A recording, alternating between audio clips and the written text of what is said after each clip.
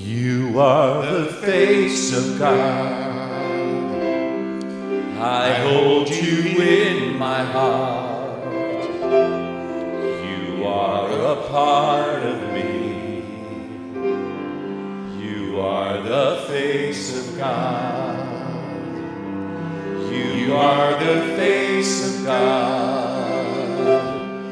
I hold you in my heart. You are a part of me. You are the face of God. You are the face of God. I hold you in my heart. You are a part of me. You are the face of God. You are the face of God. I hold you in my heart. You are a part of me. You are the face of God.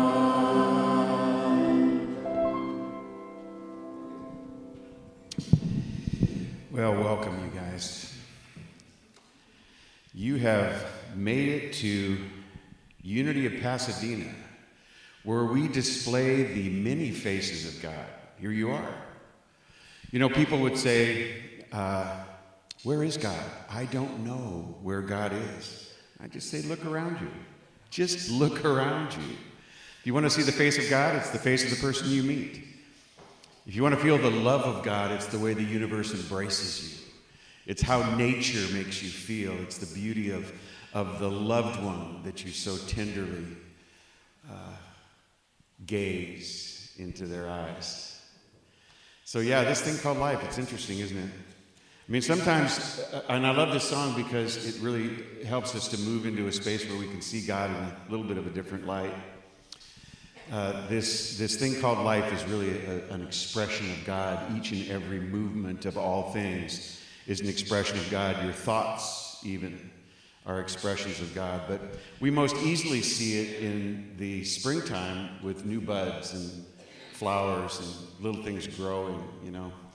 We live on a lake, and this magnificent lake has a tradition of hosting a ton of birds. And they nest in all kinds of crazy places. And then they have little ones, and it's a beautiful expression of life. And you know, we literally have thousands of birds that come back every year to do what they do. Yeah. So, Unity Pasadena. I love this space because we see each other as a singular expression of God, operating as a whole. And that's the reason why we're called Unity. But I have a saying I'd like you to join me in. So there's only one thing. It may look like more than one thing. It may feel like more than one thing. But it's only one thing.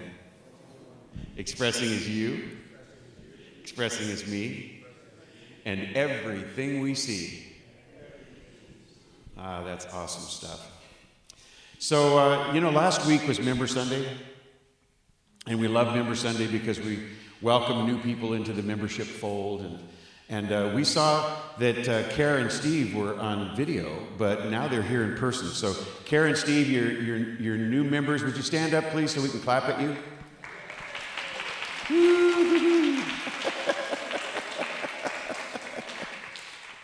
So glad you made it. Fantastic. So we're going to welcome as well, not just Kara and Steve, but we're welcoming the new people who are here for the first time. If you're coming back after a little while, or maybe you made it 2 Sundays in a row. Did you guys see that? 2 Sundays in a row. We welcome you back once again. And live streamers, hey, welcome to Unity of Pasadena. So even if you're on live stream, I want you to join me in the Unity blessing, please. We love you, we bless you, we appreciate you just the way you are.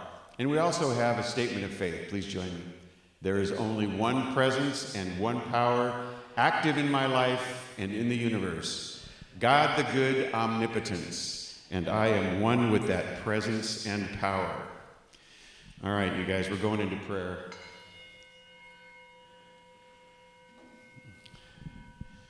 We appreciate prayer at a very, very deep level. And the way we get down to that deep level is we take a nice deep breath and we start to sink into our seats and just let go of everything it took to get here. So let's take a deep breath and release it.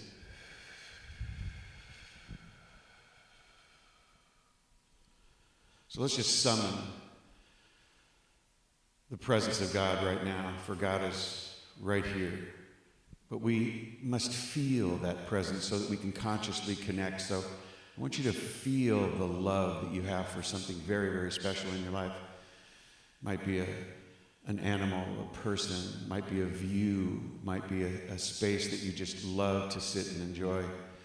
Whatever that space or place or person is that brings up that feeling of love, I want you to feel it right now. I want you to summon it. Open your heart space and recognize it as the presence of God in, around, and through each of us right here at Unity of Pasadena, operating as us. And so as we feel this presence of God, we know that the presence of God not only watches over us, but the presence of God drives us and moves us forward as we live this thing called life. We open our minds and our hearts to a new consciousness, to new ideas. We recognize and know that we are capable and we have the potential to bring about all sorts of amazing things in our life, each of our lives, and collectively as a group. And so we just know, we have the faith and we trust and understand that this thing that we call life itself unfolds as us, co-creators with God, co-creators with Spirit, bringing about the substance of life right before our eyes. So we just have the greatest thanksgiving for this unfolding of life. We see it in our volunteers. We see it in those people that greet us at the door, the people that do the PowerPoint and the sound and the ushering. We see it in all of our prayer chaplains as they hold the light for us. We see it in our musicians as they bring Spirit so closely to our emotions and our hearts. We see it in our magnificent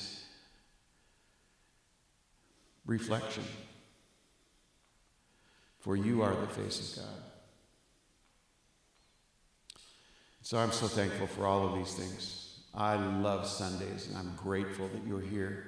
I'm so grateful that we've opened to one another. I release these words into the law of mind, knowing that they're already done. Please join me by saying, and so it is. Amen. All right, you guys. We didn't do this last week, so I'll bet you it's a hard question this week. And, you know, you can get out of practice answering hard questions, you know. You really can. Oh, I need my glasses for this one. All right, here we go. All right. Well, this is interesting. Wow, I don't think this is a religious question, but maybe it is. Maybe it's religious, maybe it's philosophical, maybe it's about us. Why do love, art, and nature move us so deeply? Who? I mean, I see people nodding, and they're going, yeah, that's a question. That's a good question. You know what that tells me is that love, art, and nature do move you deeply. Because you're going, oh, yeah, and I wonder why that is. I wonder why that happens to me. Do you know what? I think that we get to make of it whatever moves us deeply. I mean, if I look at a piece of art, and this happens for me, I mean, I might look at a piece of art and say, that doesn't move me, you know, and I'll move on to the next one pretty easily and leave that one alone, but I'll come across something that does move me, you know, and I see it, and I see myself, I guess, in it, or my experience in it, or my past, or maybe maybe something that I'd like to see unfold in the future in it. I get to analyze it through my own heart space, I suppose.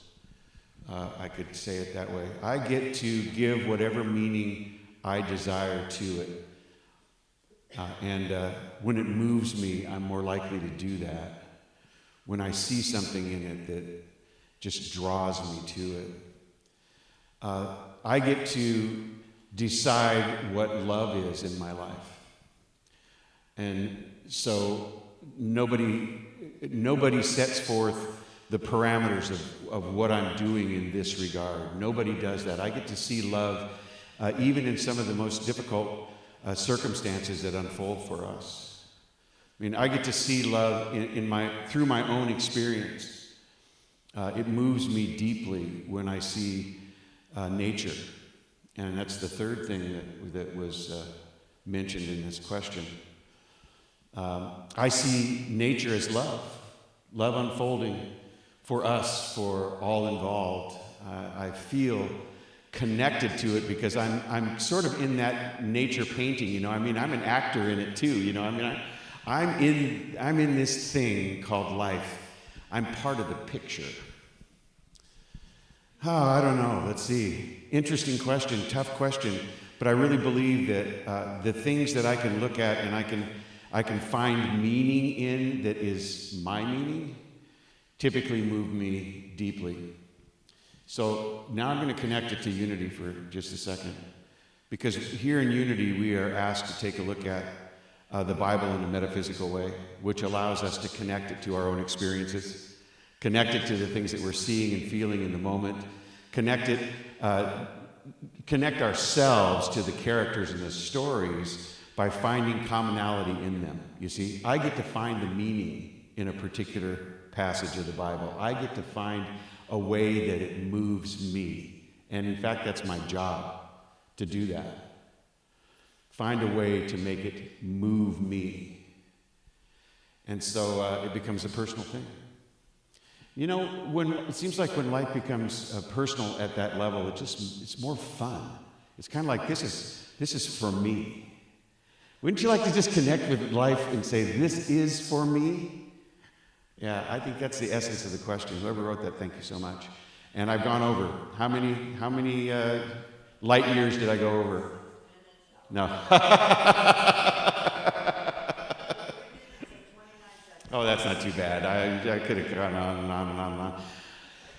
So, yeah, I could have. You know, I'm a member of that 12-step group called, on and on and on and on and on. Yeah, on and on and on and on and on. Yeah. Anyway, so it's time, I think, for a song. Shall we do a song? Come on up.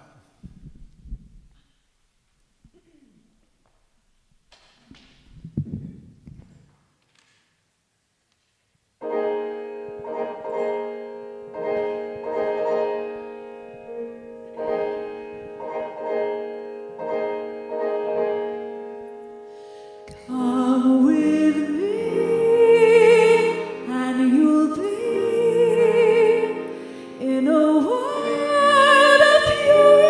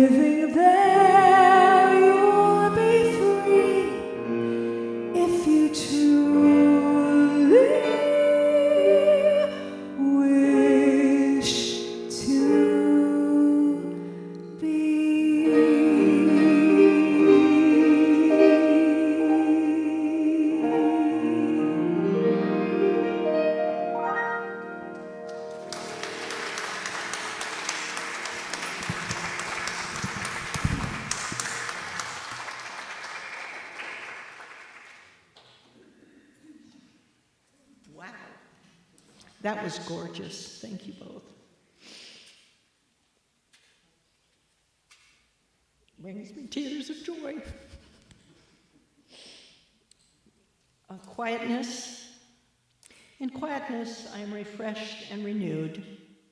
Sometimes, especially on busy days, I need to be quiet, to step away for a few moments and simply be. I begin by finding a comfortable place. I feel my body relax. My breathing becomes regular and easy, and the busy stream of my thoughts slow as I open my mind and heart to the divine presence within me. I affirm God is here. Relaxation depends as I focus on this simple thought.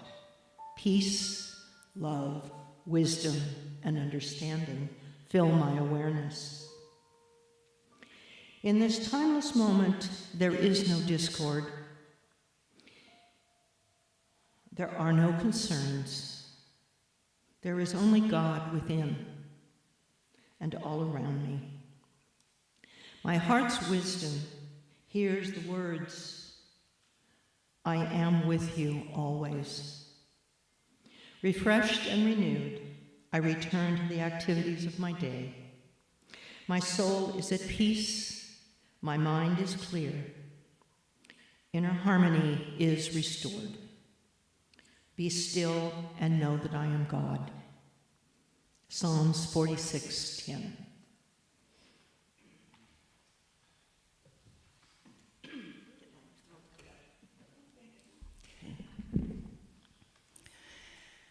Good morning, everybody.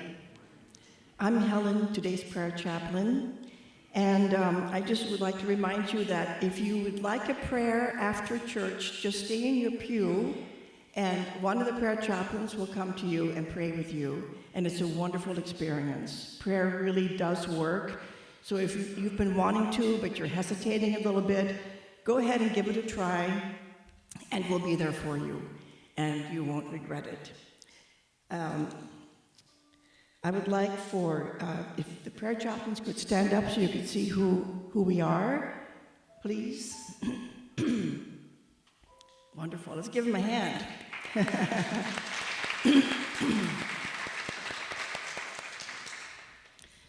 All right. So I invite you to sit back and get yourself comfortable and ready for meditation. And we'll begin. Excuse me, I do have a frog in my throat, but it's going away. There you go, we're all clearing. Thank you, God. Thank you, Blessed Spirit. Thank you, infinite wisdom. And thank you to the universe that resides in all of us. God, the presence in us, down to the molecular level and even smaller. There is not a place where God is not, where God does not exist. Excuse me. There we go. Excuse me. Today's topic is opening to the child in each of us, and how do we get back to that fresh innocence of a child? We do it by, we stop judging. We just stop judging. Others and ourselves, because I know we are hard on ourselves. We can be like that. Excuse me. And we do have to catch it. And how do we override judging with gratitude? Because when you're in gratitude, then there's no room to judge. So it overrides it beautifully. And once you get into gratitude, you feel better. It lifts the burdens and creates an open heart. And an open heart becomes a blank canvas, ready to receive new information from the vast and all-knowing universe. And speaking about imagination, let's take a nice deep cleansing breath in first and out. And I'm going to ask you to use your imagination to think of a wonderful moment that you've had in your life. either as a child or just last week. And you can keep it simple. Just as Reverend Greg said, we must have been in sync. We got the memo. Sitting with your favorite pet on your lap or next to you, sitting by a fireplace, any kind of experience, anything that really rocks your boat, that you just feel very solid in and very comfortable. Whether it's playing an instrument or even going to the movies with a friend, just use your imagination and feel that moment and be with that experience for the next 2 minutes. And it can even be that, because I thought of this and it made me laugh, it could even be that cappuccino you had in that one restaurant that was like no other, and you still think about it and you can't find it again. No one else makes it that way. Sit with your cappuccino. I mean, really. So,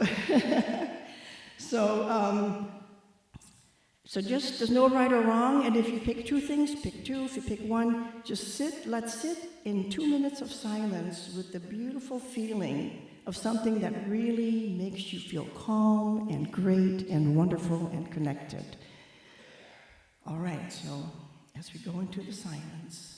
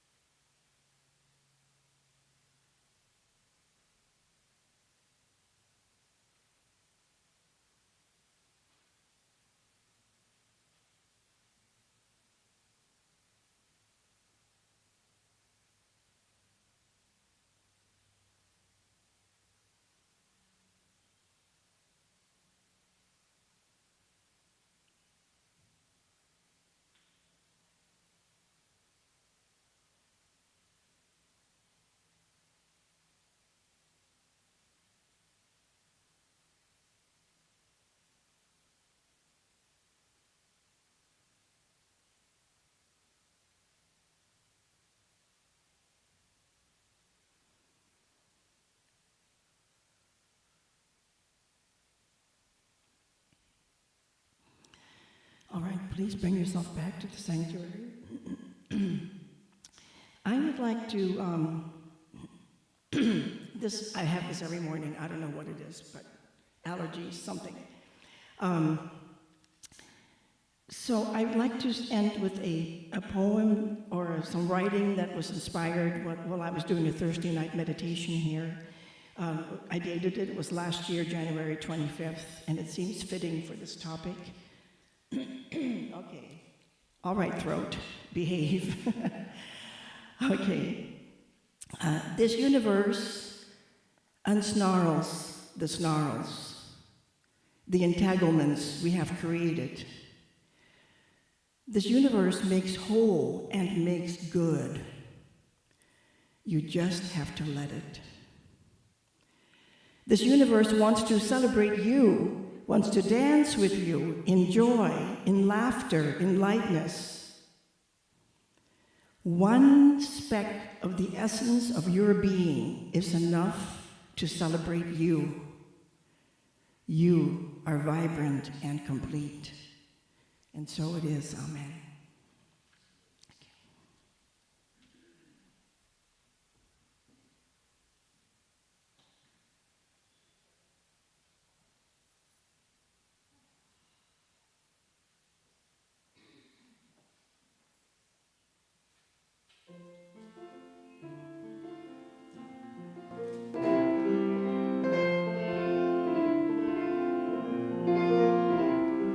What would I do if I knew that I could not fail? If I believed, would the wind always fill up my sail? How far would I go? What could I achieve? Trusting the hero in me. If I were brave, I'd walk the razor's edge, where fools and dreamers dare to dread, and never lose faith, even when losing my way. What steps would I take today if I were brave?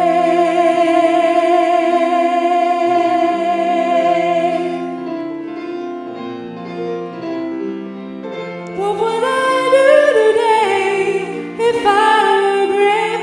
What would I do today if I were brave? What would I do today if I were brave? What would I do today if I were brave?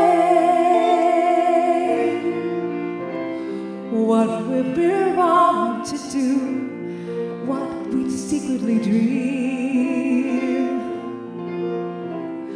What would you ask if you knew you could have everything? Like the mighty oak steeps in the heart of a seed, are there miracles in you and me? If I were brave, I'd walk the razor's edge, where fools and dreamers dare to tread, and never lose faith, even while losing my way. What steps would I take today if I were brave?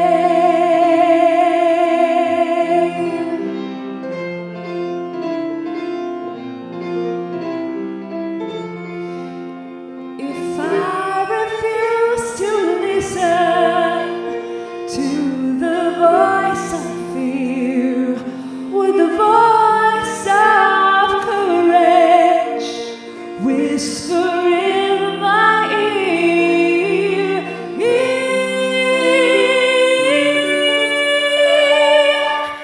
If I were brave, I'd walk the razor's edge, where fools and dreamers dare to tread, and never lose faith, even when losing my way. What steps would I take today if I were brave? What would I do today if I were brave? What would I do today if I were brave? What would I do today if I were brave? What would I do today if I were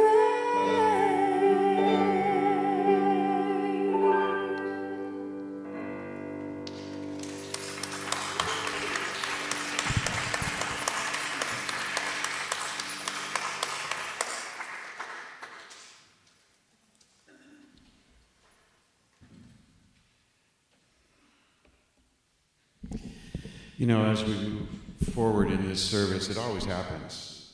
There are so many things that flood my mind and my heart. There's a new idea born each moment of this service, and I think to myself, I've got to talk about that. You know, and that's sort of what drives an hour-long sermon, you guys. So relax, enjoy yourselves. That's a joke, by the way. I saw some eyes roll back in the head, and I was like, oh, man. So let me take you inside our house for a minute, because this is what I was thinking while Allison was singing. But because we're talking a little bit about imagination today, and that's because Charles Fillmore deals with it in a reading that he wrote specifically for today.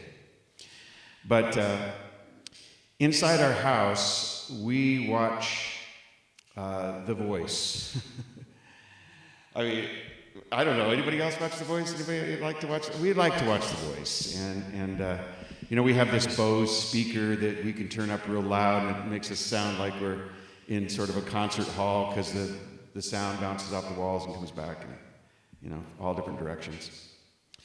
And so we enjoy it. And as I'm listening to Allison sing, I'm thinking the same thing I think when, you know, a person comes up and starts to sing for the first time in you know, that moment when they turn their chairs. What's that called? The blind auditions. Thank you. Yes, the blind auditions. Yes. You know, we're always saying, why don't they turn? Why don't they turn? This person could win, absolutely win. And I'm thinking to myself, man, I would turn my chair for you any second, Allison, you know, and I'm thinking to myself, you are the winner. You are the winner of that voice. My God. It's just incredible. But then my mind went back to the, you know, the little background stuff that goes on typically on that show where they talk about when they first started singing, and you know, some of them have been singing since they were 2, standing on a stage, and very often they always thought about singing in front of a big old crowd like The Voice, you know. And as they got older and recognized that there was a singing competition like that, they actually visualized themselves. You know, they imagined themselves on stage singing. You know, that they were the ones, you know, putting on the performance. And you know, the funny thing about imagination is, watch out. It's liable to happen, you know.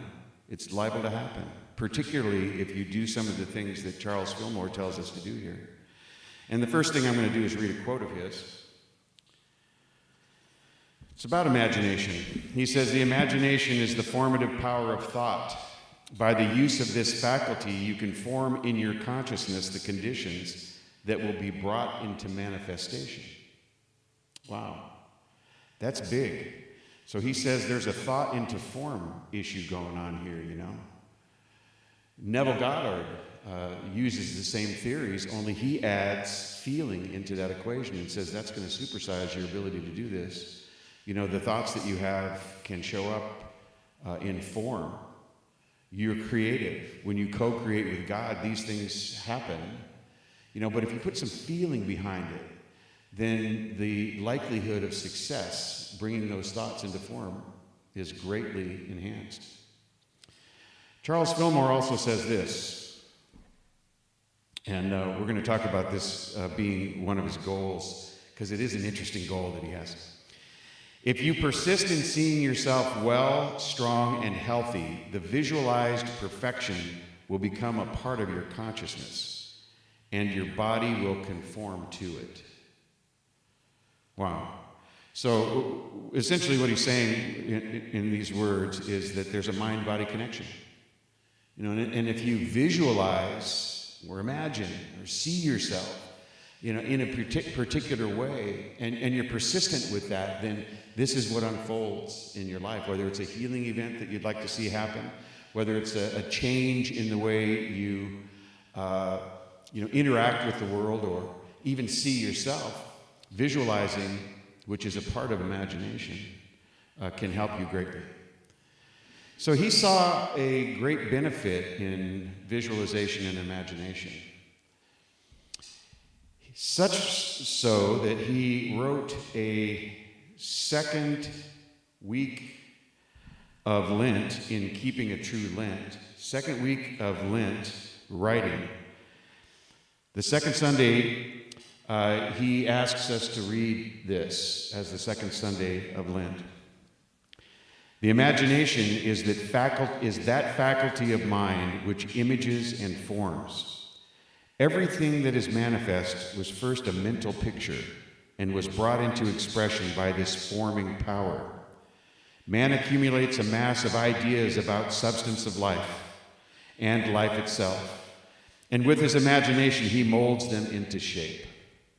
Those who look to the Holy Spirit for guidance find that its instruction is given to all who believe in Christ, and the command is to make all things after the pattern shown to Moses on the mount.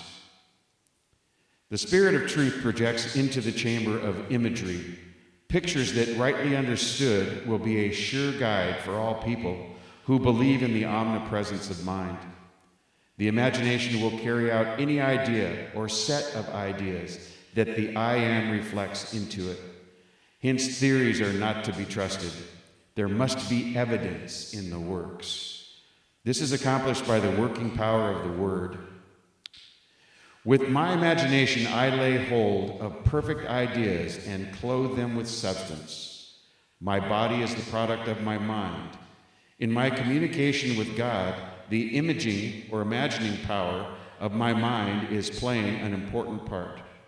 It receives divine ideas and in dreams and visions reflects their character in the consciousness.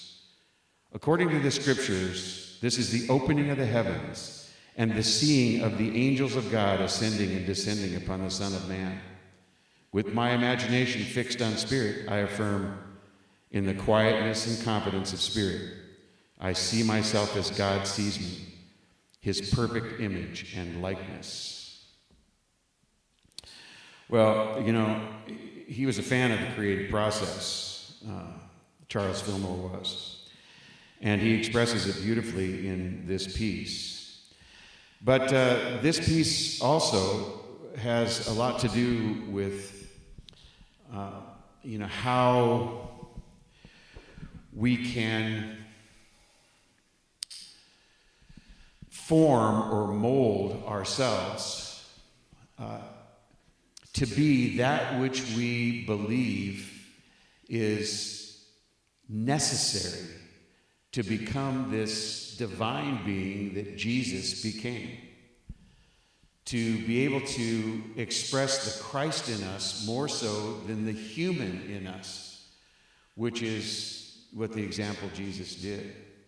Jesus, being both human and divine, moved through a process which is expressed really fully during this Lenten period of time, this season. And we talk about it a lot, but this period of time expresses this idea that transformation is not only possible, but and a goal, but it is yours as well. And there are ways for us to get there, and we're going to talk a little bit about what those ways are, because we're given some guidance in this little booklet. Did you guys get your In the Garden booklet? Many of you get it? Okay, all right. Well, In the Garden is about the experiences of the Garden of Gethsemane, which for Jesus was a place of prayer, and also for a place of suffering. I mean, not only did Jesus go to the Garden of Gethsemane to be alone and to pray and meditate, but he was also arrested there. He was arrested in the Garden of Gethsemane. It's really an interesting dichotomy and a panoply of life itself. But so prayer and meditation and imagination are truly part of the experience of becoming that which Jesus became. And we can do it too. I mean, this is the message. This is the good news. The message is we can do it too. Question becomes, how do we do that? How do we do it? Well, first of all, we have to know that we can. We have to know that we can. We receive that message. We can. We can do something different. We can become something different than we are today. I mean, that for me is the essence of this. Let's see, we were going to do the prayer of St. Francis, and it's over here somewhere. Yeah, here it is. But talk about becoming something different. I mean, this is what St. Francis was all about. I mean, he had he was so brave and so courageous that he asked God to change him in such a way that would turn him into a different person. You know, grant that I may not so much seek to be consoled as to console. I mean, that's a total transformation. You know, I would rather be that power that brings about consolation rather than feel it myself. And he knew, though, I think, that once you do that, you do feel it yourself. To be understood as to understand. What a transformation. To be loved as to love. For it is in the giving that we receive. What a different way of looking at life. It is in the pardoning that we are pardoned. Yeah, I mean, this is a prayer for transformation. This says, and it's brave to even say this, that I want to be something different. Wow. Big, big, big change. So Charles Fillmore asks us in this Keep a True Lent to take a look at an ancillary reading which is in the Bible. It's Acts 10, 9 through 35. Acts 10, 9 through 35. It says, read that and see if you can't, these are my words, see if you can't somehow connect the writing and what Acts 10, 9 through 35 says. You may not have a clear memory of what that particular set of verses says, and I have one because I read it this morning. So I'm going to talk about it for just a second because I think this is one of the most interesting and weird passages in the Bible. And I love weird. I just love weird in the Bible. Most of it is, it's okay, but it says something for me. In this case, in this particular set of verses, we don't actually have to dig too deeply to find meaning because Peter, who is the main subject of this particular reading, tells us what he got from it. And so I think we should probably believe him when he tells us. So here it goes. So Peter was doing his meditation on the roof of the house he was sharing with a friend. It wasn't his house, it was a friend's house. But he got on the roof in order to do some meditation. And while he was on that roof meditating, he felt hungry and then fell into a trance, as we do, when we're meditating. So he fell into this trance, and while he was in this trance, he saw, coming from the sky, from the heavens, a sheet. I mean, like you have on your bed. A sheet that had on it, as it got down lower and lower and lower, items of food. I mean, food to be. It was really live animals. And most of those animals were the type of animals that he had been all his life instructed not to eat due to his faith. And so this sheet comes down with all these animals, and he hears distinctly the voice of an angel and the voice of God say, "Kill and eat, Peter. Kill and eat." And he essentially stands back and goes, "I can't do this. God, I can't eat this stuff." And God's essentially saying, "Well, I'm God and I'm telling you to do it. So you can do this. You can." He has to say it 3 times to Peter. Kill and eat, Peter. And Peter says finally, "Look, I'm not going to do this because I have never done it." And God said to Peter, "Nothing God makes is unclean. Nothing God makes is imperfect. And so you go right ahead, Peter." We don't know whether or not he did that, but we do know this, that the next message Peter gets is that he is going to be summoned to a house of a man who works in government by the name of Cornelius. And Cornelius is a Gentile. And so he's immediately a little bit, put on edge, like, I could go, but I can't go in his house because we're not allowed to do that. But he starts to see a little more clearly and decides he's just going to go with them. And he does. A couple of days later, they get there to Cornelius' house along with the servants that brought him there. And he goes inside, and the first thing he says to them is, "I would ordinarily not be able to come into your house, but God has shown me that nothing God makes is unclean. Nothing that comes from God itself is unclean. And therefore, I'm able to come into your house." Now, Peter made the leap from food to companionship, which I thought was really neat. You know, that he could eat this stuff because God told him he could, which means that there's nothing unclean which keeps him from coming into somebody else's house. So he all of a sudden, because of this dietary restriction that was vanishing, decided to apply it to a different side of his life, which created the idea that there is unity. There is unity, that people, all of us, made in the image of likeness of God from God itself, are all not only worthy, but clean, perfect, whole, and complete, and beautiful. And so I think that the interesting thing about this is, and the reason why Charles Fillmore wanted us to read that Acts, group of verses from Acts, is because nothing really happens unless we develop an idea or an imagination around something new. Nothing is going to change unless we bring about something new, and that comes by the faculty of imagination.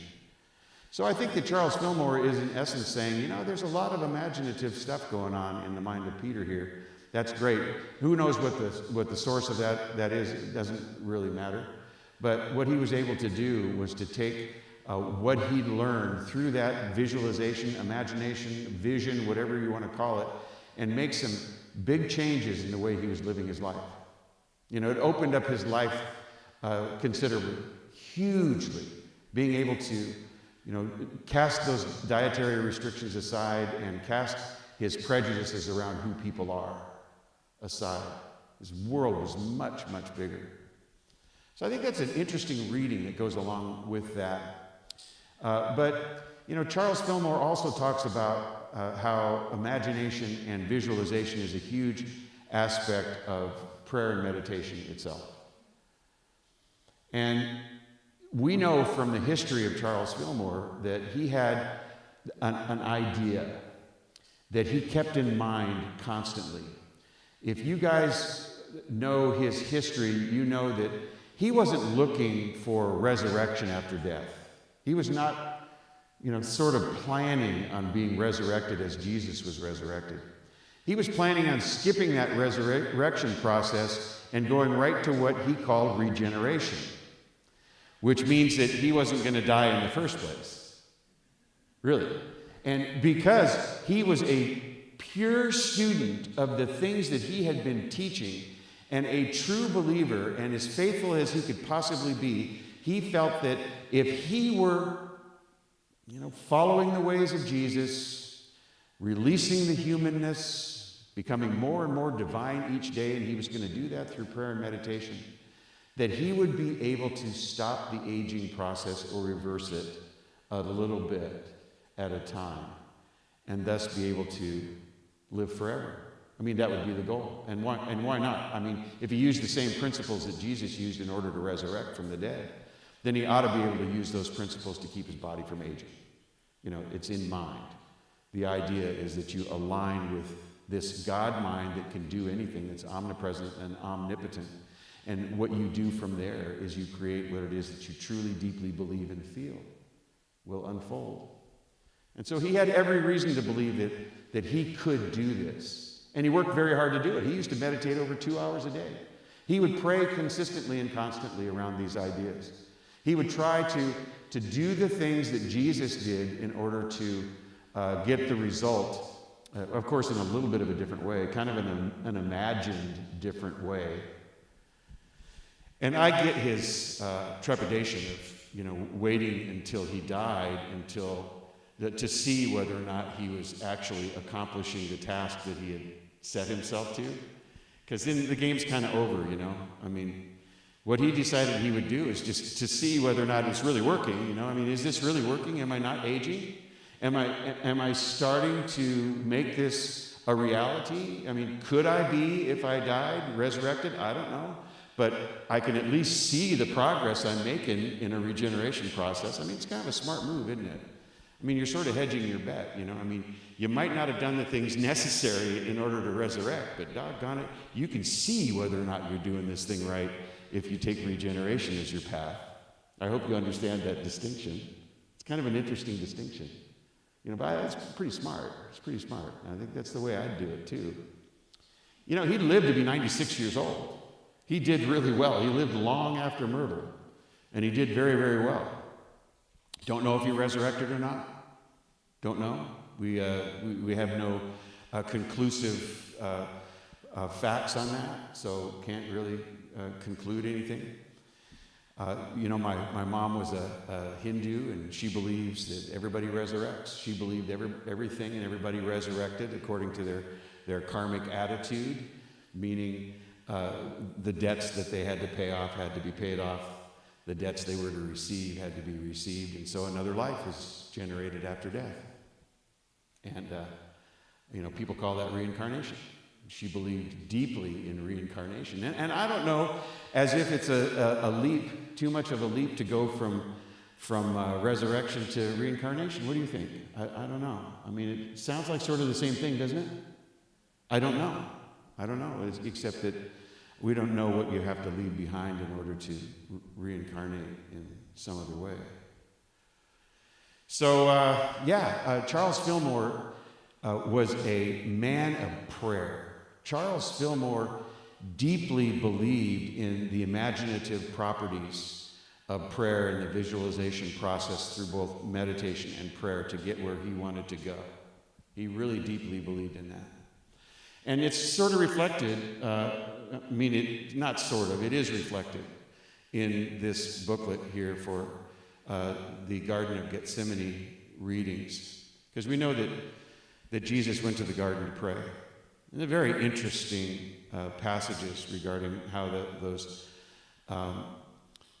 prayer sessions unfolded, and and the final capture of Jesus, and certainly on his way to that judgment day. I put that in quotes.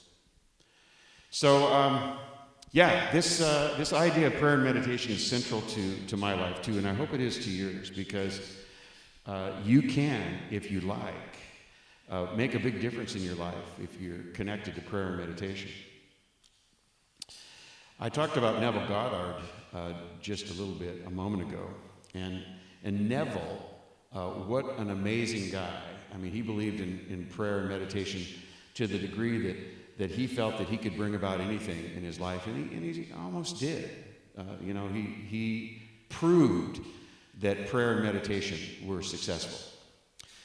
And he came up with a methodology that I oftentimes teach to people to help them enhance their prayer life, their meditation life, in an easy, understandable way.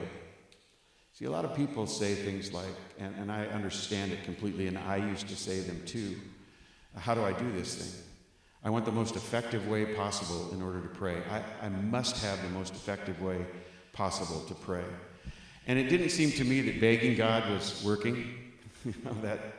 That seemed like that was the place where everybody begins, where I began, and I would bargain. I would say things like, out loud even, I'll never do that again if this doesn't come to pass, or this does come to pass. I was in the bargaining phase. And, it seems so hit and miss to me. It just seems so ineffective, and I wanted something that would actually align with what I saw in the world.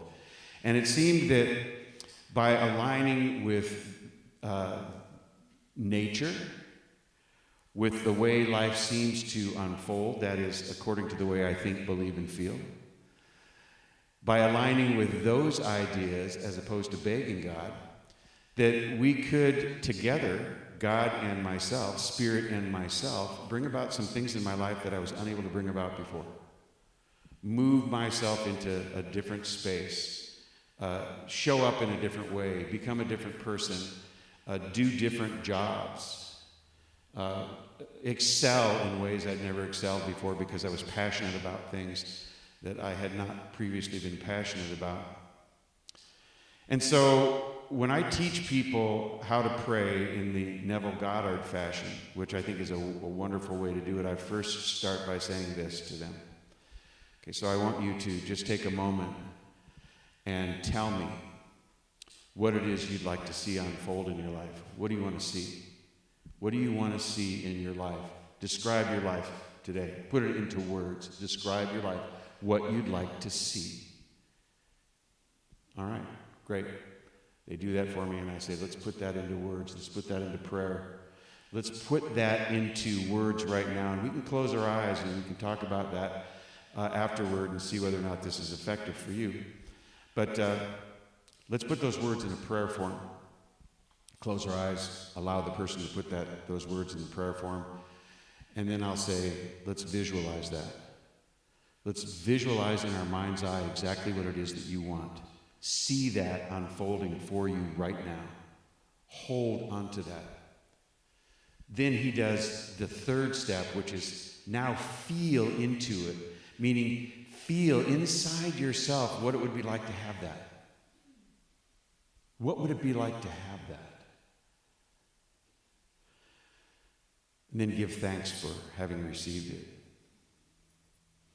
Because, you know, we are to act as if we've already received, if we'd like to receive.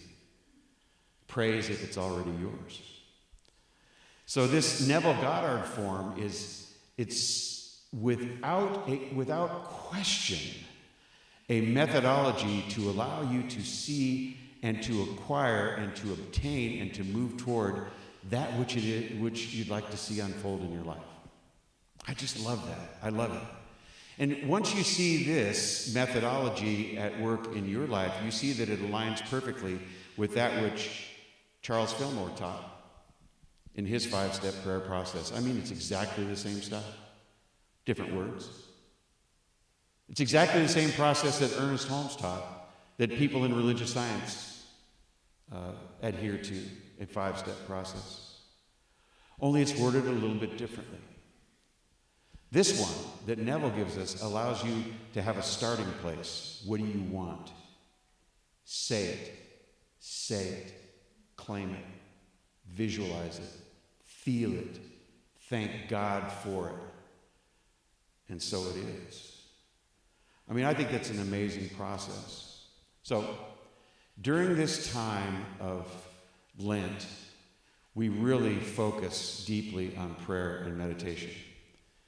And in order to really get yourself to move into this process that Lent brings about, this moment, this idea, this opportunity that Lent brings about, try this. Try to spend some time in silence. Describe what it is you want to see. See it in your mind's eye. Feel what it's like to have it. And be thankful for it. So I'm so grateful for a methodology. I'm so grateful for you. I'm so grateful for this opportunity to spend time with you. And so it is. Amen. Thank you.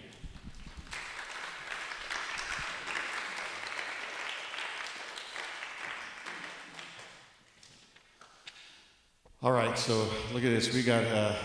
We have a list, and we have an usher, and we have all the capability in the world, because you know exactly what you're doing. Oh, Basha! Hey, Basha, come up here. Come up here so we can all see you, please, because Basha has also decided to become a member here at Unity of Pasadena. And what country were you in? Where were you? I was in the weird country of New Jersey first. Yes. It's a scary place, isn't it? I mean, you have to have a translator and everything in order to go there. Yeah. It's coffee and all that. I was with my dad, and I took my dad, and we went to a tiny country called Andorra in the Pyrenees Mountains. Wow. To visit my daughter and her family, son-in-law and 2 grandkids.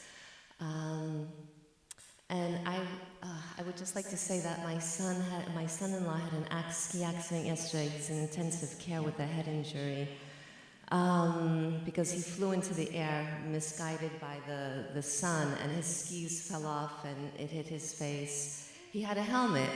The test results are good. He's under observation. but his name is Luis Alberto, so just to hold him in your prayers. Thank you, Basha. Thank you. I appreciate it so much. Thank you. So why don't stay up here with me for just a second. Luis Alberto? Luis Alberto. So let's do this. Because we just learned the Neville style. All right? Let's do this. Let's close our eyes, and I'll put it into words, the kind of words that you might say to yourself, Basha, or each of you if you had a similar situation. And take a deep breath. And let's recognize and know that Luis Alberto knows how to heal. That his body is perfect, whole, and complete at its core. And all systems move in a way that allow his body to heal and become that which he wants it to become. And we see it right now in our mind's eye. We take a moment to visualize that this man who had this ski accident is now perfect, whole, and complete. We see him standing. We see him pain-free. We see him smiling. And we don't even need to know what he looks like in order to see a man standing before us with a smile in his eyes, knowing that God knows who Luis Alberto is. And so we feel that perfection in our own bodies as Luis feels in his. We feel that ability to heal and that knowing that all is well. We're so grateful for it. We're so thankful that Spirit allows us to co-create with Spirit in the generation of those things to be. And I release these words into the law of mind, knowing that they're already done. And so it is. Amen. Thank you, Basha. Hey, nothing like on-the-job stuff, huh? On-the-job training, you guys. Yeah, you're next. Colleen is now on the list. We have Audrey. We have Bosch is here. Yeah, Jackie, great. She's is here now. Fantastic. We got Reva. We got Virginia. We have Reverend Carol, who's on too. And we have Carol and Michael, along with Charles DeTurk. Yes, indeed. And Colleen, thank you for being here, all the way from Illinois. Charles is in Michigan. And we also have Charlene in Tennessee. So thank you guys for being here. We appreciate you. I'll put it right there. All right, so we're going to do our community giving. How about that? All right, finally we do our community giving. It's up on the wall so we can say this together, but what we do is we support those things that are near and dear to us, and Unity of Pasadena is one of those spaces where amazing things happen. So please join me in our community giving statement. God is the source of my overflowing supply, and I am grateful. Thank you.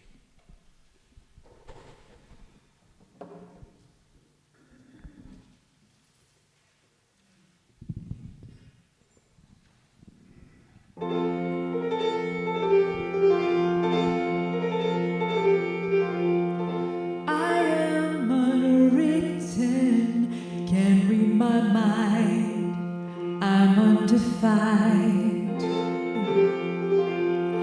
I'm just beginning, the pen's in my hand, ending unplanned, staring at the blank page before you. Open up the dirty window, let the sun illuminate the words that you cannot find, reaching for something in the distance, so close you can almost taste it. Release your inhibitions, feel the rain on your skin. No one else can feel it for you, only you can let it in. No one else can speak the words on your lips. Living up the nights unopened, live your life with arms wide open, to the end, to begin. The rest is still unwritten.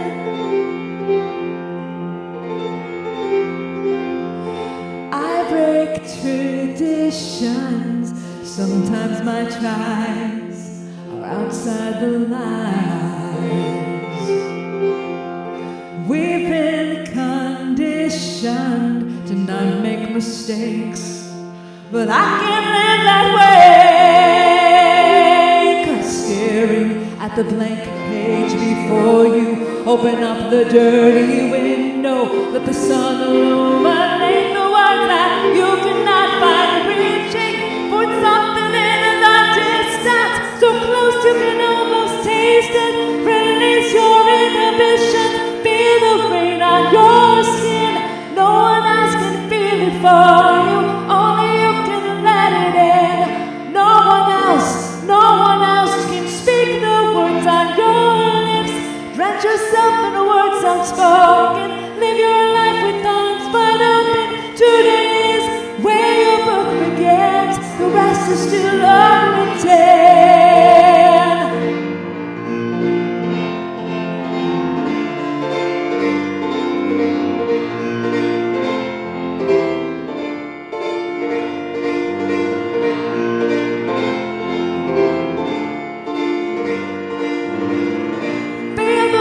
On your skin, no one else can feel it for you, only you can let it in. No one else can speak the words on your lips.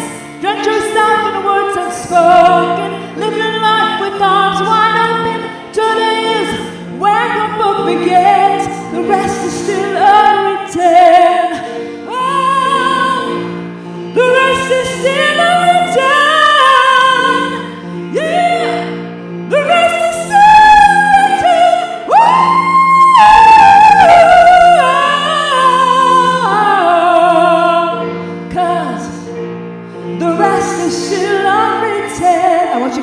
Line with me. The rest is still unwritten. Keep going. Here we go. The rest is still unwritten. This is your life. The rest is still unwritten. Day one, because the rest is still unwritten.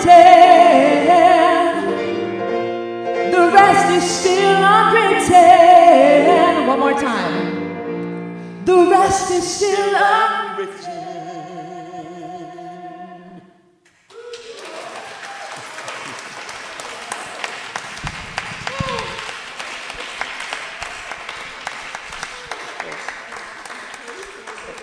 That was beautiful. So she's inviting us, and I invite you too, to step into the mystery of life together. That's what we're doing. That's the unwritten part. Step into the mystery of life. I appreciate that so much, Allison. We thank you for these tithes and treasures that allow us to step into the mystery of life together, that allow us to be those people that help one another and connect with one another to do that which we need to do in order to make this life an amazing journey, an amazing experience, and an amazing alignment with Spirit itself. And so I release these words with great thanksgiving, knowing they're already done. Please join me by saying, and so it is, amen. Thank you so much. 47 people present. Somebody's counting. Yes, indeed. Come on, Barbara.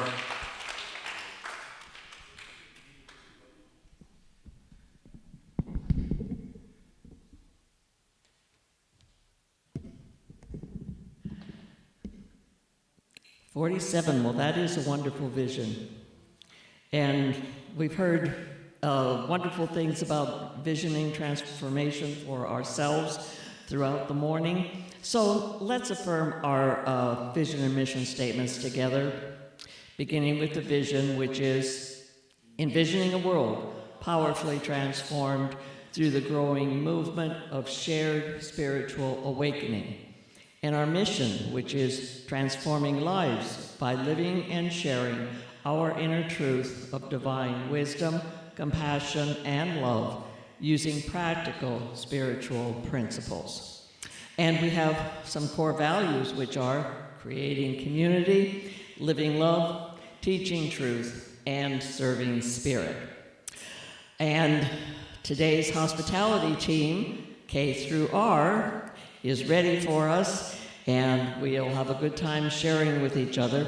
And also, Care and Steve and Basha, I'll bring you your welcoming letter that you missed last week, as well as a little token of our appreciation for becoming a full-fledged member. And now next Sunday, the fourth Sunday, Team S through Z will take the lead in hospitality, and we'll do our famous Fifth Sunday potluck on the 30th. Today, after hospitality in Reverend Greg's office, the bereavement support group will meet, being led by Jackie.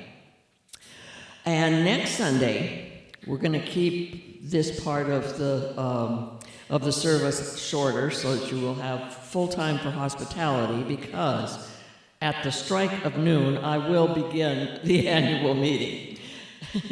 And so we're going to, look at our highlights for 2024, elect new members to the Board of Trustees, and look at our intention for this upcoming year. Of course, everyone is welcome, and members will get to vote on the board members as well. Also, if you are a board member, we'd sent out to all the email addresses that we had of all of the 2024 members of the church the minutes for the annual meeting from last year.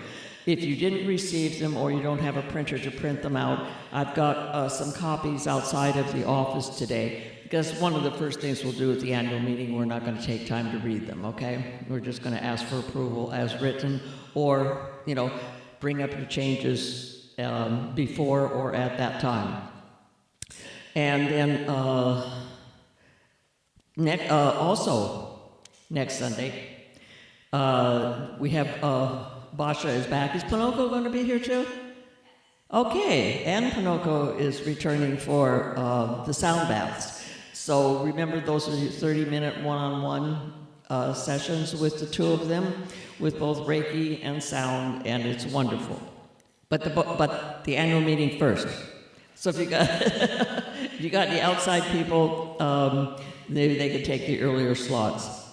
The next thing is that everything is coming together for the benefit concert and silent auction, and so we've got the website up. We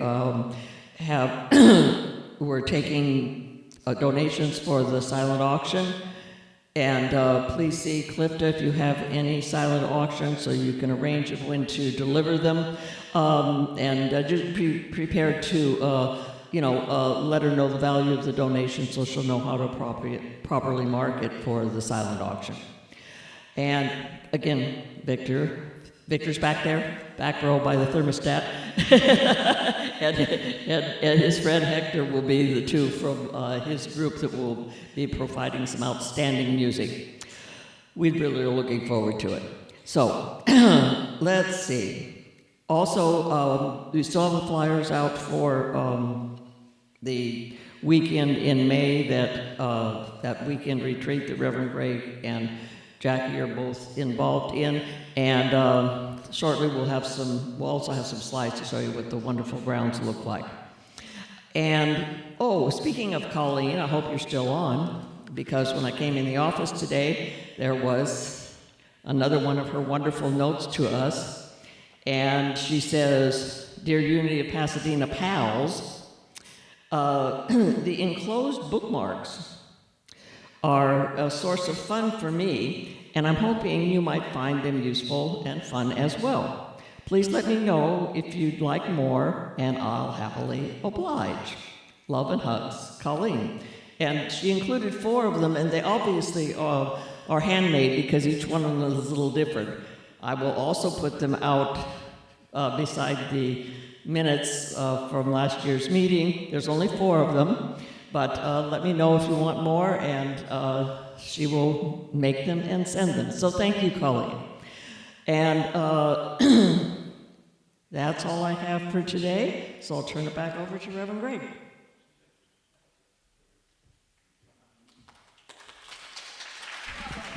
All right, so we're going to do the silent unity prayer for protection, and then we're going to stand for that. Now, you guys, if you want prayer, we have prayer chaplains here today, and they're here to serve you. So please stay in your seat after the service, which will be in just a few moments, and a prayer chaplain will come to see you. So let's do the silent unity prayer for protection together, please. The light of God surrounds us. I am light.